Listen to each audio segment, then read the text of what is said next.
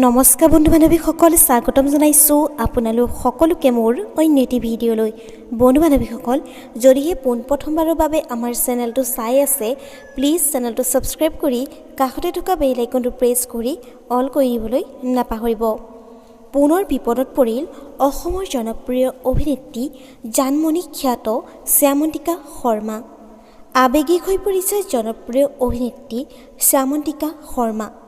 শ্যামন্তিকা শৰ্মাৰ লগতে বিপদত পৰিছে আনগৰাকী জনপ্ৰিয় অভিনেত্ৰী মাধুৰিমা চৌধুৰী। হয় বন্ধু বান্ধৱীসকল, আপোনালোকে ঠিকেই শুনিছে।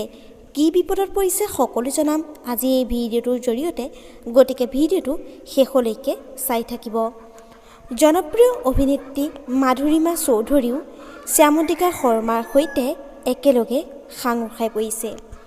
এইবাৰ অনুষ্ঠিত হৈ যোৱা দৌল মহোৎসৱত শ্যামন্তিকা শৰ্মা আৰু বিশিষ্ট অভিনেত্ৰী মাধুৰিমা চৌধুৰীয়ে অভিনয় কৰিছিল, কিন্তু বহুতে তেওঁলোকক প্ৰশংসা কৰাৰ সলনি সমালোচনাহে কৰিছিল। সেয়েহে তেওঁলোক এই বিপদত পৰা দেখা গৈছে আৰু কিছুমান উদণ্ড লোকে তেওঁলোকক ইনচাল্ট কৰাও দেখা গৈছে।